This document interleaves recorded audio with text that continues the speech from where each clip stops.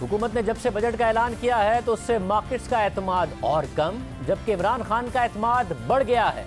और अब इमरान खान का कहना है कि उन्हें लगता है कि बजट के बाद हुकूमत 1-1.5 माह में रुखसत हो जाएगी और मौजूदा बजट को IMF किसी सूरत नहीं मानेगा। इमरान खान ने मजीद कहा है कि लगता है कि ताकतवर हल्के इस वक्त जारी सियासी और मुआशी बहरान से परेशान हो चुके हैं।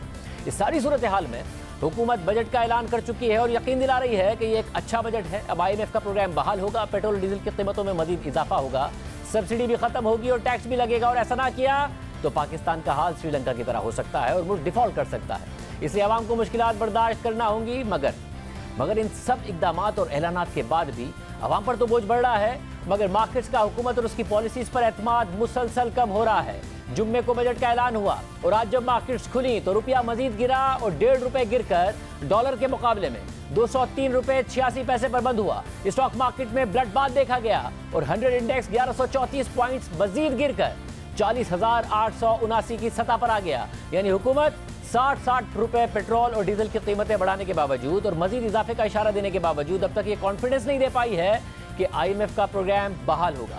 ज़र मुबादला के ज़खायर जो इस हुकूमत को 10.8 अरब डॉलर्स की कम सतह पर मिले, उनमें 1.5 अरब डॉलर्स की मजीद कमी आ गई है और वो 9.2 अरब डॉलर्स की सतह पर आ गए हैं।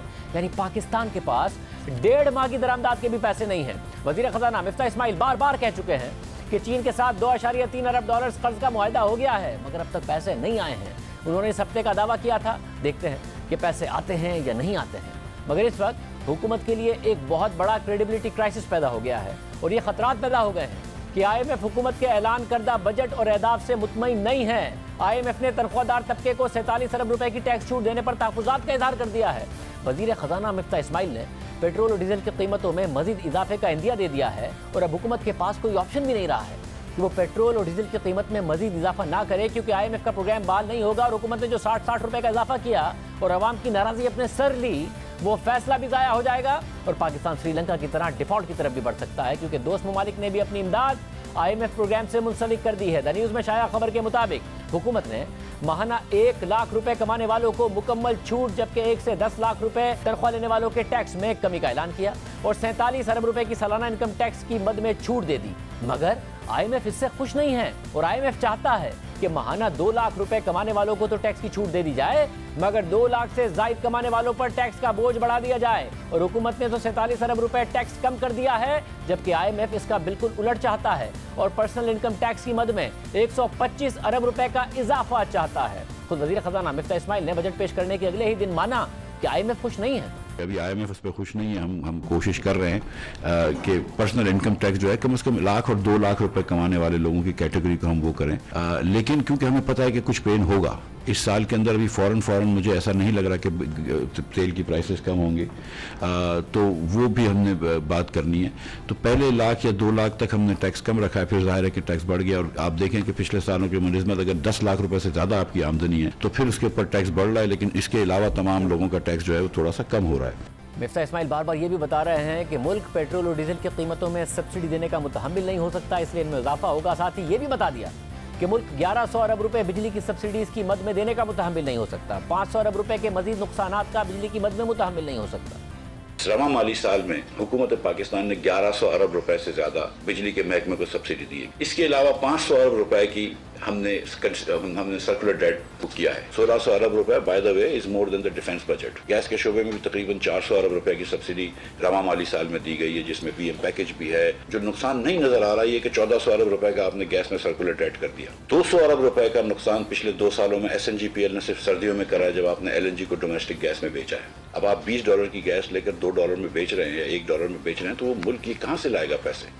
मगर इन इकदामात से कौमी ख़जाने पर तो बोझ कम हो जाएगा, मगर आवाम पर महंगाई का बहुत बड़ा बोझ आएगा। नेपरा ने जो तजवीज़ दी है वो ₹7.90 फ़ी यूनिट, यानी तकरीबन 46% इजाफे की है। ₹16.91 फ़ी यूनिट की बिजली ₹24.82 फ़ी यूनिट हो जाएगी और बिजली के बिलों पर 22% का टैक्स शामिल किया जाए तो आवाम को एक यूनिट 30 रुपए से भी महंगा पड़ेगा। यहाँ भी देखना होगा कि हुकूमत कम बिजली इस्तेमाल करने वाले घरानों को कैसे तहफ़्फ़ुज़ देती है। दूसरी तरफ ओगरा अगले माली साल में गैस की कीमतों में 45% इजाफे की मंजूरी दे चुका है, मगर इस सब से महंगाई का तूफान आएगा। मई में महंगाई 13.8% रही है और जब पेट्रोल डीजल और बिजली की कीमतों में इजाफे के बाद महंगाई का नंबर आएगा, उस पर साबिक वज़ीर ख़जाना डॉक्टर हफीज़ पाशा की राय है कि महंगाई 23% बढ़ जाएगी, जबकि साबिक वजीर खजाना शौकत तरीन की राय है कि महंगाई 30% पर पहुंच जाएगी। शरह सूद मजीद बढ़ जाएगी।